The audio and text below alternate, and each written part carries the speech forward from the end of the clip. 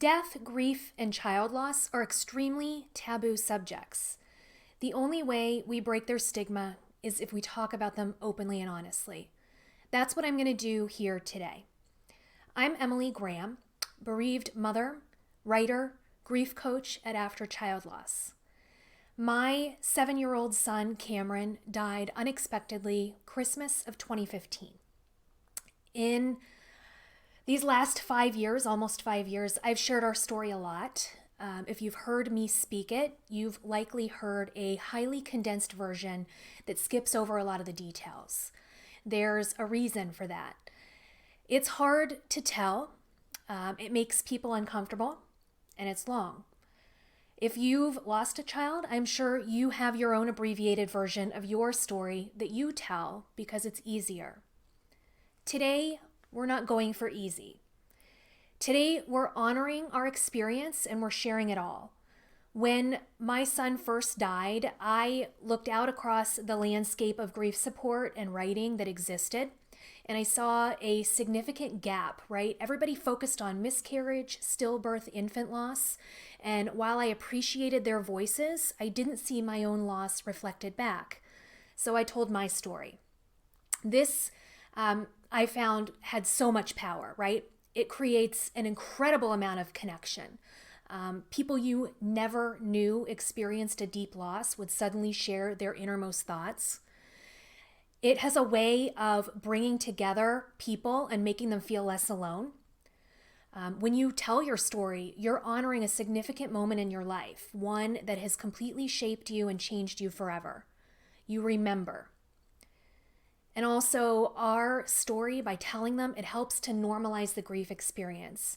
And this part is critical. It lays the foundation for deep healing. So here we go. As I said, my 7-year-old son, Cameron, died unexpectedly. It was Christmas 2015. And in order to tell the story, I have to back up just a little bit.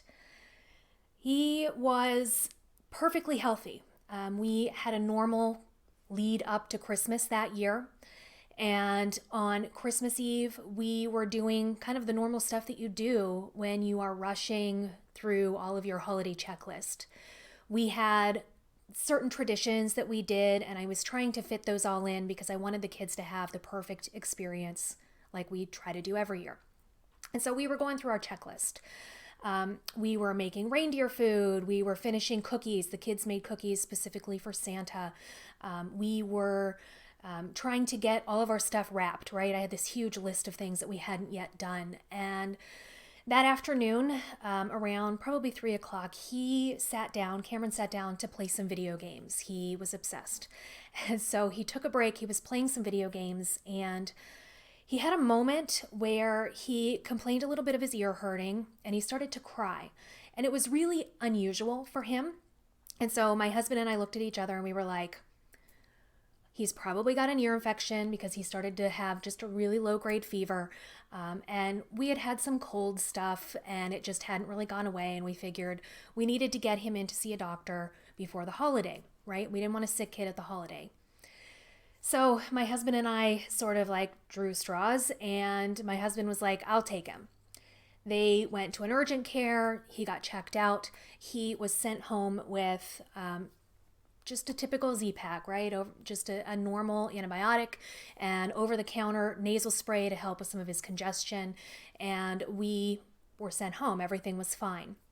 We started Cameron on his medication. We sort of finished the rest of our Christmas Eve because normally what we would do is we would have a video call with my husband's parents, and they got to see the kids open their gifts. So we went through that, and my son got a video game he was super excited about, and he was asking, can I play it? Well, at this point, it's like 9 o'clock, and I knew I still had a ton of stuff to wrap and get ready for that night. And so we told him no, he could play it in the morning. He was a little bit disappointed, but sort of picked himself up, and he just sort of spur of the moment said, okay, fine, I'm going to bed. And he got up and he took himself to bed. We got the rest of the kids ready. We got them in bed. We got the rest of our stuff done that night. We had just sat down to watch a movie, my husband and I, and we heard a kid up. So I jump up, right? It's about 11 o'clock and I'm running to try to get to them before, they come out of their room. And I found my son in the bathroom right next to his room, and he was sick. And this is one where he's sitting on the toilet and he's throwing up at the same time, and he's just really not feeling well. So it's a lot of kind of stomach bug stuff. And I'm yelling at my husband, right? Get the bucket, we need your help. And I'm trying to empty the trash can, right? And do all of the things that a mom does when you jump into action. And we got him kind of settled. We got him cleaned up. I had him get in the shower. So I'm scrubbing floors, I'm cleaning up the bathrooms. And when he gets out of the shower, he's running a little bit of a fever and just generally not feeling well. Now, a couple weeks prior, we had sort of a stomach bug thing, and we thought, okay, great, it's back. We got him cleaned up. We got him put into, we actually moved him to the couch in our kitchen area, and we let him lay down there so that he could relax and hopefully go back to sleep. Now, at this point in our mind, we are literally just thinking, he's sick, not a big deal. He consistently gets up and he's vomiting, and he's just generally so exhausted that he can barely even lift his head, keep his eyes open. Now, this to me flags, right? It seems a little bit weird because he's the type of kid that can go all night long. He could rally. He should have been able to rally more than he did, but he was just exhausted. We sort of chalked it up to he's dehydrated probably, he doesn't feel well, it's the middle of the night, and he's sick, right? So we sort of get him tucked in. When he needs to go to the bathroom, I've got a bucket there to sort of catch him. At one point, we tried to give him some Tylenol because we needed to start worrying about controlling that fever that was going up. And every time we would give him any little bit of anything on his stomach, it would make him sick. So my husband and I were sort of staged there in the kitchen, and we were watching his every move, right? I was leaning over the couch every single time he would move. I was afraid he was getting sick, and he would get mad at me because he said I was waking him up. Now, there were little sort of behavior things that I noticed, and I, again, kept chalking it up to the fact that he's got a fever, he's exhausted, and he's sick. We had a point in the night where he had gotten sick and I needed to get him back into a shower. Literally, maybe, a couple of hours have gone by. We have not had a lot of time pass, and he could not walk. And so my husband had to pick him up off the couch, carry him into the bathroom. While I was trying to get him cleaned up, my husband had to literally get in the shower with him and hold him up because he could not even stand on his own or brace himself to stand long enough to be in the shower. So at this point, I'm saying to my husband, there's something off here, like just watch him, because there's little tiny subtle nuances that I'm noticing that aren't his normal behavior. Again, we're coming back to the fact that he's sick, it's the middle of the night, like we're just sort of overreacting. He, at one point, I had him sitting on the toilet because I was getting him dressed, trying to help him out. And he looked at me and he said, everything's turning into Legos. And it was really sort of a strange statement, right? Everything looks like it's turning into Legos. And again, we're like, this is really odd. So we get him moved back to the couch, and at this time we take his temperature, and his temperature is quickly approaching, 104. And we know at this point we've got to get him to the hospital because we can't control his fever. He's not able to keep anything down, and it was sort of like, it's time to draw sticks again, right? Draw straws. One of us needs to be able to take him to the hospital. So I went in and volunteered because my husband had done the earlier shift at the urgent care. And so I went to get myself ready to go to the hospital. My husband was carrying my son and the bucket and trying to get him out to the car. My son ended up getting sick again in the yard before we got him into the car. And I had my husband put him in the front seat of the car. I wanted to be able to watch him, and I wanted to be able to help him as he was getting sick. So we got him into the front seat, we got him buckled in, and the bucket's in his lap. And it's now 2:30 in the morning, and I am on my way to the hospital. We hit almost every single green light on the way. And I mention this because Cameron said to me, hey, look how lucky we are. We're hitting every single green light. We don't have to stop at a red light. And that was something that he and I used to sort of joke about when we would make other trips. And so I still today, when I drive through and I keep getting green, green, green, I flag back to that moment. So on our way to the hospital, we got stopped at the very last red light, which is a turn into the road to the hospital. And I looked at him and I said to him, how are you feeling? Do you think that we're going to need to take the bucket in? And he's like, no, I think I'm going to be okay. And no sooner did those words come out of his mouth that he was throwing up again, and I was trying to hold the bucket. When I pulled into the entrance of the hospital, I opened the door and I literally told him, stay there, don't try to move, I'm going to go get a wheelchair. So I walked through the doors and I said, I need a wheelchair, my son is sick, and they wheeled one out. And I again lifted him out of the car, put him into the wheelchair, put the bucket in his lap, and I went to go park the car. I was rushing, right, because I wanted to get back. They took my son and started to triage him. They were going to get him ready to bring him back and take a look at him. We were lucky. The ER was almost empty that night. They wheeled him back. By the time I had parked the car and literally run inside, they already had us prepared to go into a room. And so we walked back. And as we're walking back, they start asking me a lot of questions, right? What's going on? What brought you in tonight? And I start running through the last couple of hours. In this amount of time, we've made it to the room. We've got Cameron set up in his bed. The doctors and nurses have sort of come in. I've been telling our story. And the plan is we're going to start running tests because we need to get a better idea of what's going on. So the tests begin, and of course, it's typical stuff, right? They did a chest x-ray. When we did the chest x-ray, I had to go back with him, and I had to physically hold his body up against the wall. He was too weak to even sit up in his bed on the side so that they could take the image. And I remember the tech looking at me and saying, is he always this way? Like, this is really weird. And I said, no. I said, this is really strange. I feel like he should be able to do this. Like, this is unusual. And she said, I definitely agree. She's like, I think there's something going on here. And my guess is you'll be coming back and we'll be doing a CT scan soon. And she was right. We ended up going back to the room. They had drawn some blood. They had started running numerous tests. And again, I'm being asked all these questions, right? What has he eaten? Where have we been? What's happened? And test results start coming back and things are strange. And I remember we had this moment where suddenly I felt like my parenting was being questioned, right? Because one of the test results, they said, typically flags like this when a child has drank a lot of alcohol. And so here I am in a moment where my son is so sick. I have medical professionals who are drilling me about what my son had, and he had to have snuck this, he had to have had this, he had to have done something.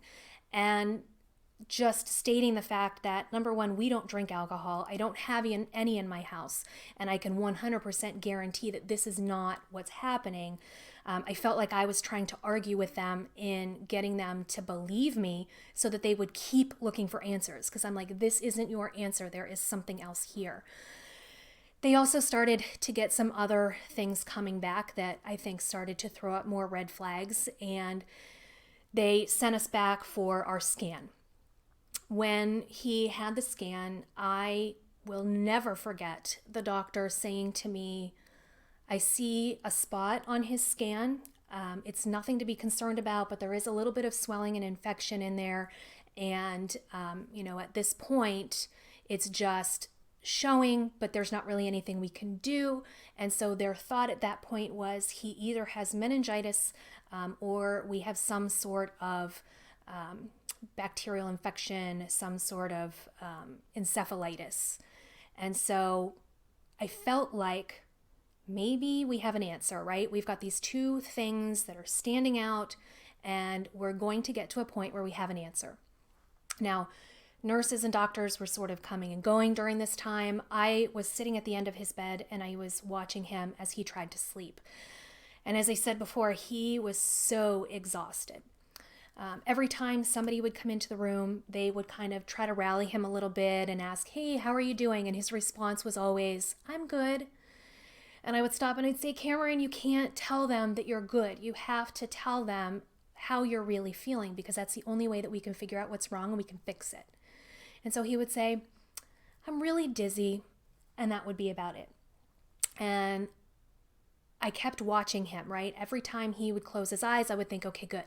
He's going to close his eyes. He's going to get some rest, and that's really what he needs.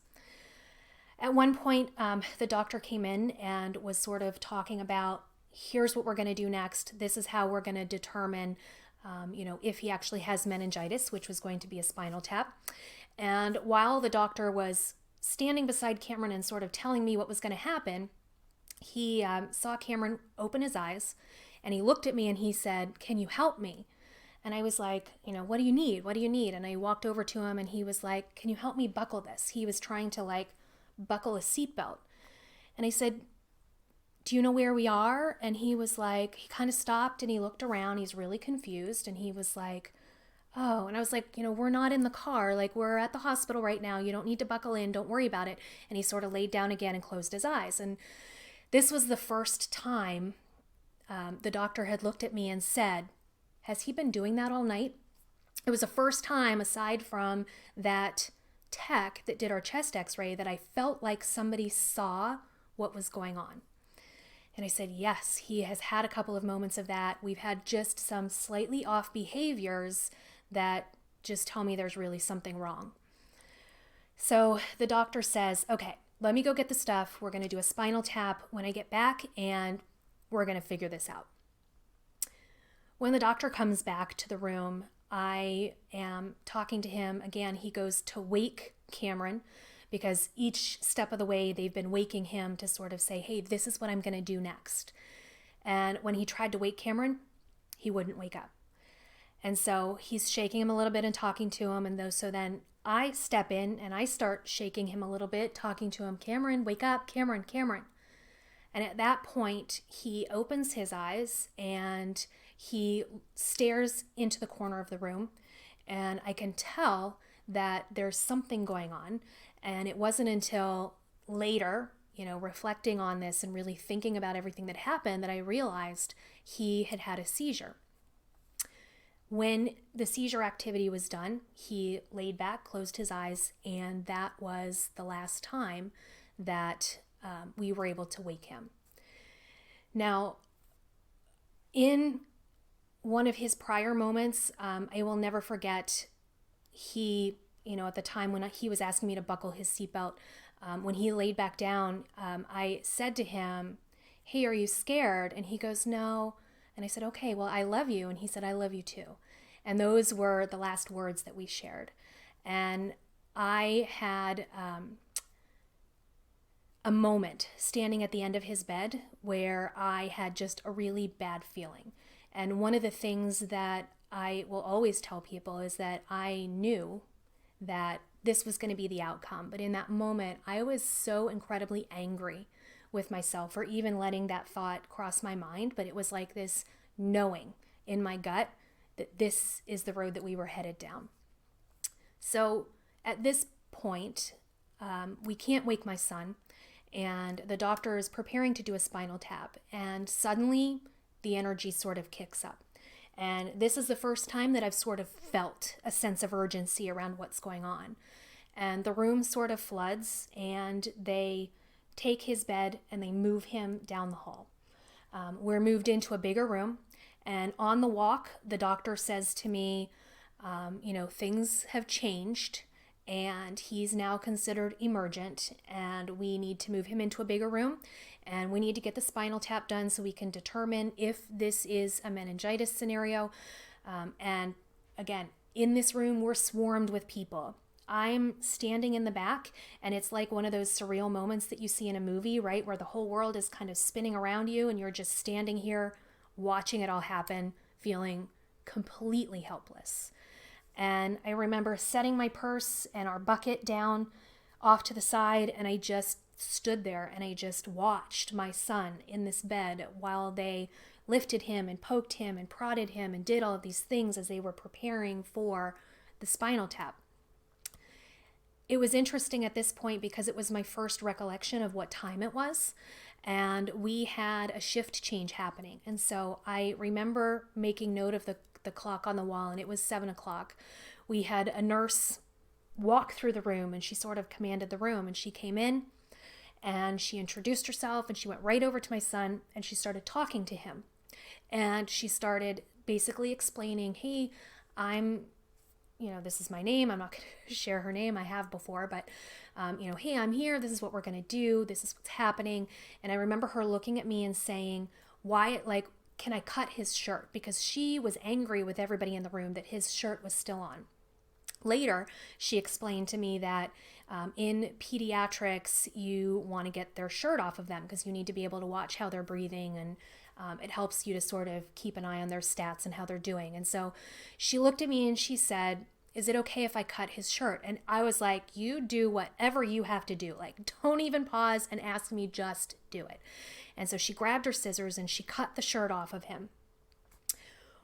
They went through their process, right? They flipped him to the side. They were doing the spinal tap. Now, in the midst of them prepping this, we were being moved to Children's Hospital. I had been told that we did not have the specialty that we needed here at the hospital, and so they needed to move us to Children's. And we had been waiting for the transport to arrive. And so the transport had shown up, and we had the EMTs coming into the room, and they were once again introducing themselves to me. They were kind of assessing, they were helping, they were getting ready for the transport, and they were explaining to me, and I think trying to calm me down and saying, everything's fine. We're going to be okay. This is what we're doing. They quickly did the spinal tap. I say quickly, but I'm telling you, these things felt like they took forever. They got the result that they were looking for, which told them it was not meningitis. And they told me they were going to intubate him because they wanted to protect his airway while we were moving. And this was just sort of supposed to be precautionary. So I watched them intubate him. I watched them take x-rays to make sure everything was the way that it should be. And then I knew this was my one window. If I was going to leave my stuff, I needed to run to the car. And so I took my stuff and I left the room and I ran as fast as I could to the car. I threw the bucket and his clothes and everything that I had in the back, and I got back in just in time for us to be moved into the ambulance for the transport to the Children's Hospital. I was not able to ride in the back of the ambulance. I rode in the front. And it was sort of this weird kind of surreal moment. I was so deeply aware of what the people around me were doing. And the guy that was driving was trying to engage me in conversation, and he was just sort of trying to keep it light, trying not to freak me out. But he had a little television that he could see what was going on in the back. And I was very aware of the fact that he was intently watching this. Like there was something going on in the back that he was watching. Our total transport time took 25 minutes. And when we arrived, I was being told by the person jumping out of the back of the ambulance that things have changed. His pupils stopped responding. We had to do a few things to him on the ride here. We are going right to another CT scan, and then you guys are going to the ICU. And our plan, when we initially left the hospital, we were supposed to go to a step-down unit, and it was supposed to just be an easy transition. And now all of a sudden, we were rushing him to do another CT scan. I remember following behind them in the hallways, and when we got there, they were like, you've got to stay outside the room. And I stood in the room, and I remember it was a quick moment that I could pull out my phone and send my husband a quick text message because we had been exchanging text messages during the night. And as soon as they were done, we made our way to PICU. And on the way, I remember, again, I'm watching everybody around me, and I remember listening to their conversations about, oh, hey, it's a holiday and we're working overtime and this person's working, or hey, what are you doing for the holidays? And it was just like, normal everyday chatter, and it just felt so out of place and weird to me in that moment. When we made it to our room in PICU, I was swarmed with so many people, and they are a teaching hospital. And so I had a bunch of residents coming at me. And again, I'm being drilled with all of these questions. Had we been out of the country? What has he eaten? Is he allergic to anything? Has he been swimming in any water? Like just crazy, all these questions. And the doctor, I remember her being really young. And she said to me, I'm really concerned with what I'm seeing, and we need to get your son stabilized. I'm waiting for the results of his CT scan, and I knew that she didn't really know much of what was going on. So I, again, found myself sort of standing off to the side of the room, and I'm watching everything happen around me. As they're hooking him up to monitors, there's a lot of tension in the room, and people are hollering things out, and the doctor is screaming, I need you to go get me as much epinephrine as you can, and I need you to get this, and this. And the nurse is saying, well, I can't get more than this because of our protocols. And she's like, I don't care. Break the protocols. Whatever you have to do, you get as much as you possibly can. And I'm standing here so calmly in the back of the room, and we've watched enough medical dramas to know that when these are the things that they're using to save your child, it's not a good situation. And so they're getting him stabilized, and again, people are moving throughout the room. We get to a stage where the doctor needs those results, and she calls down and she says, get me those results. The second that they are in, you have to call me back. And she hands her phone to a nurse. And within 2 minutes, her phone is ringing, and I'm watching. The nurse picks up the phone and she says, hey, what's the result? And then I could read it all over her face. She and the doctor sort of make eye contact, and I can tell it's really bad. And she hands the phone to the doctor, and the doctor takes it and she says, okay, tell me what's going on. And she walks out of the room. So in this moment, I knew from early on that this was not going to end the way that we wanted it to end. But you still, in those moments, you have hope, right? You hope that this is going to be like those medical dramas where the miracle happens, right? And your kid comes back. When she comes back into the room, this is the first time that she sits me down. And again, I'm watching her, and she's being so extremely careful in using the right language and saying all the right things that make me realize that there is very minimal amount of hope in this situation, that things are really bad, and that we aren't sure what's going to happen.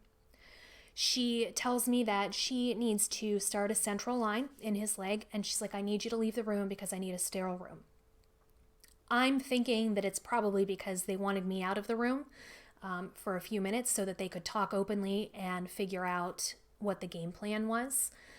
I know that she had called in their neurosurgeon to consult, and basically what she told me was he looked at the scan from earlier. He looked at the scan that we had taken just when we arrived there, and basically said there was nothing that he could do.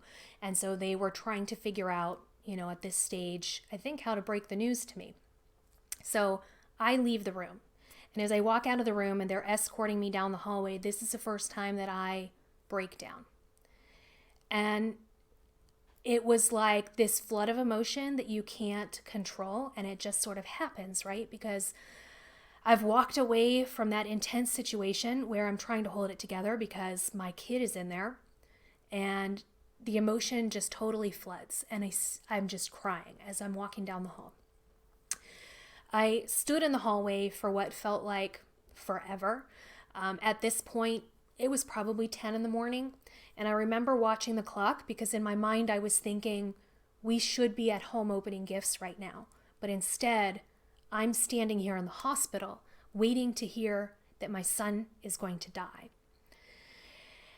And in this same time, I have family telling me we are getting on an airplane and we are flying down there because you guys, we need to be there. And I'm trying to find somebody to watch my kids. It's freaking Christmas morning, and I have to call people and find somebody who's willing to walk away from their family to take care of my kids, because I have 2 little girls at home.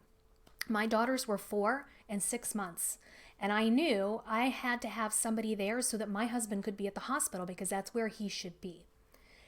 And I'm working through all of these details, and in the meantime, I'm angry because all of our family getting on a plane is like the universe just pushing and pushing and pushing and telling me this is what's coming, this is what's coming. And I felt like everything was out of control, right? If everybody could just stay home until we knew what was happening, like it was going to be okay. But everybody was on their way. When I saw the doctors coming down the hallway, I already knew what they were going to tell me.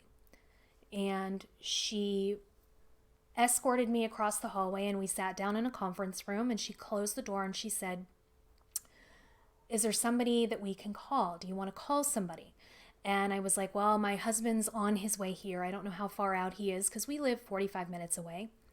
And she was like, "Do you want me to wait?" And I said, "No, I need you to tell me right now."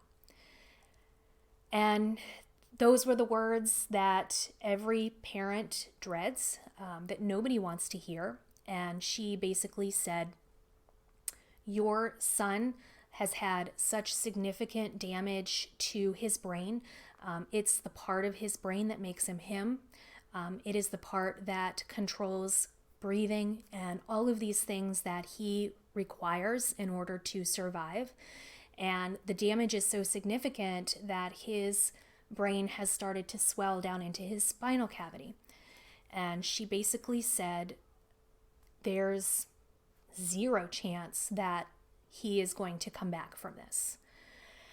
And I remember watching them because they were trying so hard to remove all emotion. It was very sort of clinical. And she said to me, "You can go back to the room with him. And when your husband gets here, let me know and I'll come back and I'll talk to him if you want me to tell him." And so at that point, all I could think about was I needed to get back to that room.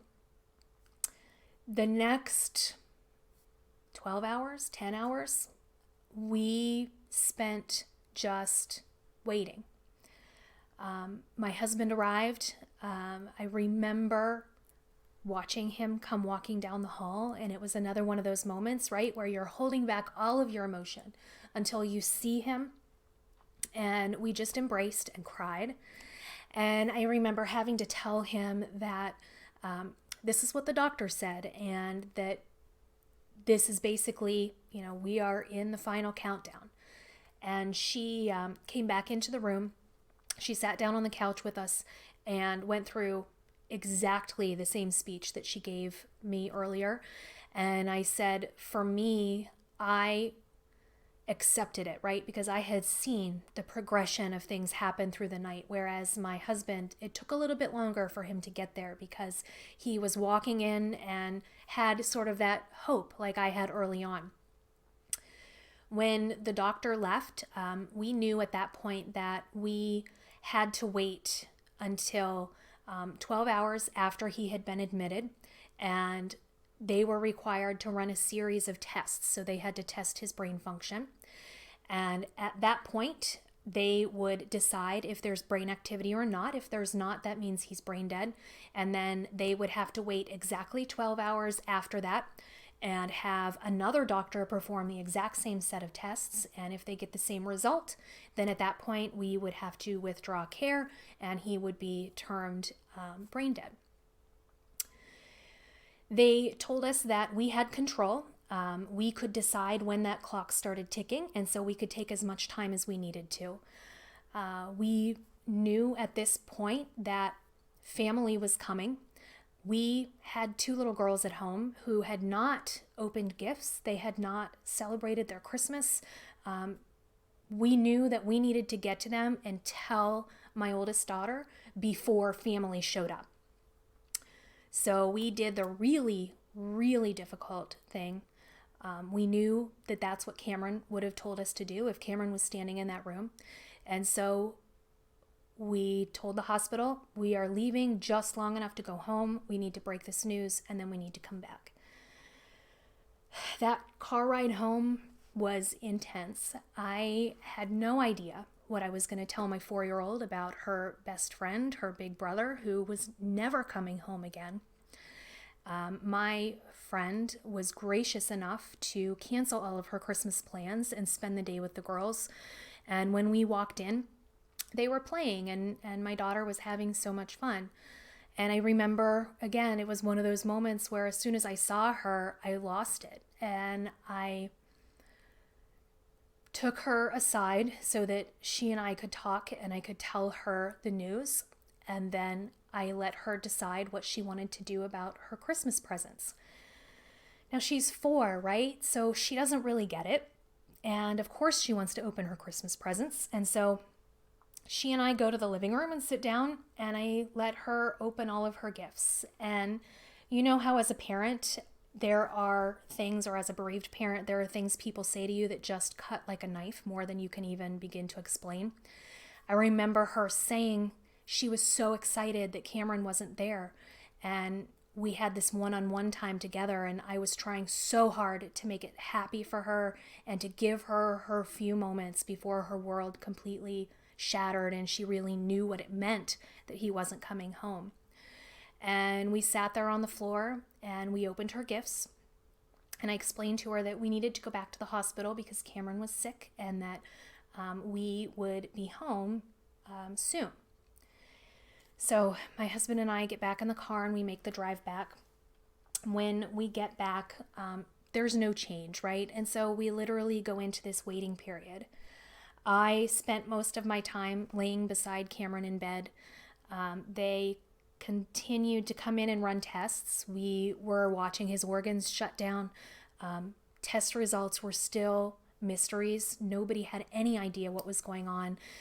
Everybody that entered the room except for us had to dress in full protective gear because they weren't sure if what he had was contagious. We literally were counting down the hours, and it's the most surreal thing in the world when you know there is a time limit and that your child is about to leave the world. And in those times, I can't even begin to explain to you the feeling of trying to imagine what tomorrow will be like when your child is no longer there, when you no longer have to drop him off at school or pack his lunch. He's no longer sitting at the table at dinner time. The jokes that he would tell, the laughs that you would have, we would no longer see him sarcastically roll his eyes, and we would all start laughing, and just all of these things that hit you. I spent as much time as I could there laying beside him, telling him that it was going to be okay. When our family arrived, somehow they all arrived around the same time. It was probably 10 o'clock at night. We let everybody have a chance to come in. We had family members go to the house so that they could relieve my friend and take over care of our daughters. And when we reached shortly after them arriving, the doctors came in to do their first round of testing. We had sort of said, it's time, we're ready. So the doctors came in. We chose to be in the room because I was not about to leave my son laying in that bed by himself. And so we stood at the very end of the bed and we watched them go through these series of tests. And at the end of the tests, the doctor looked at me and she said, it's what we expected. There's no sort of response from him. And so at this point, I would tell you that there's no brain activity and we have brain death. Again, not a surprise, but still not the news that you want to hear. We were told that we would need to wait again that 12 hours, right? And we asked the doctor, was there anything else that we could do? We knew at this point they had spent the entire day giving him drugs that would increase his heart rate or his blood pressure. He was continuing to decline, right? His organs were shutting down, and we just had all of these things that were happening, and we knew the only reason that he was alive is because he had these machines who were breathing for him. And she said, typically, legally, we have to go through this process, but let me see what we can do. And she was able to get us a solution. We had 3 attending doctors come in, everybody in agreement that the case was where it was.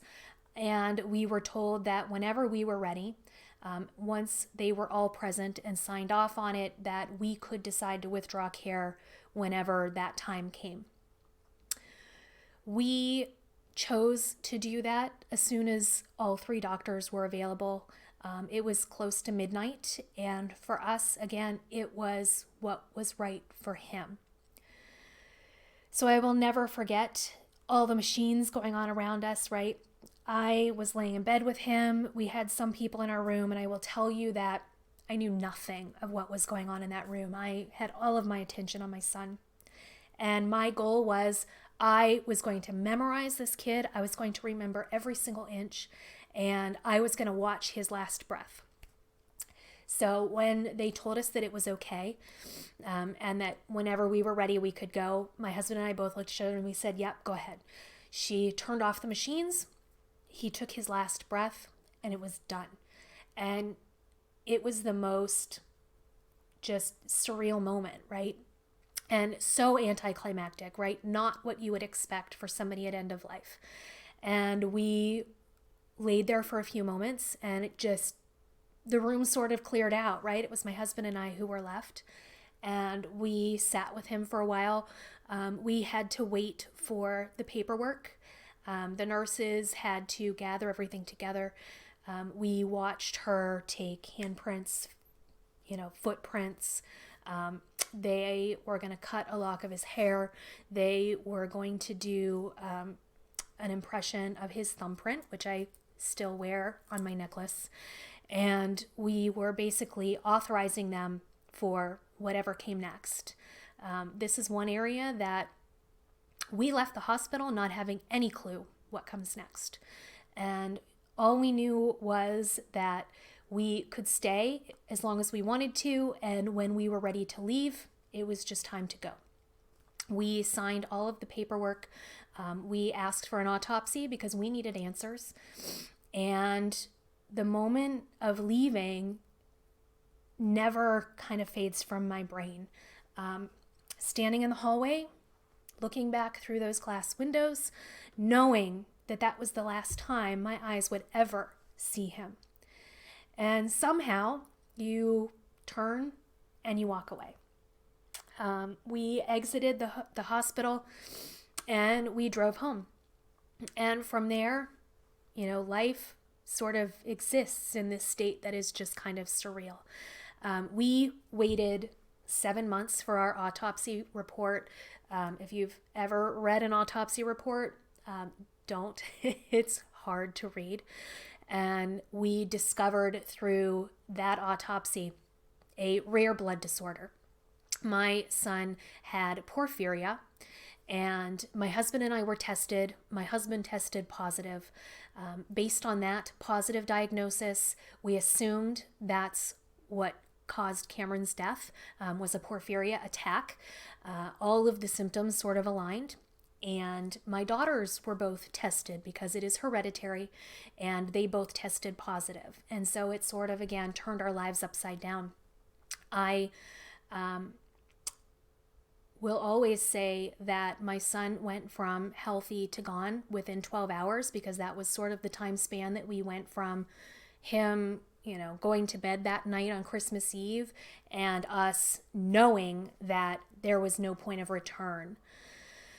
The reason that I share this story again is because it is so incredibly powerful. People can connect to moments, and while we all have had children die at different ages for different reasons, we can come together and see pieces of a story reflected back, and those are the things that add an incredible amount of value and again lay that foundation for future healing.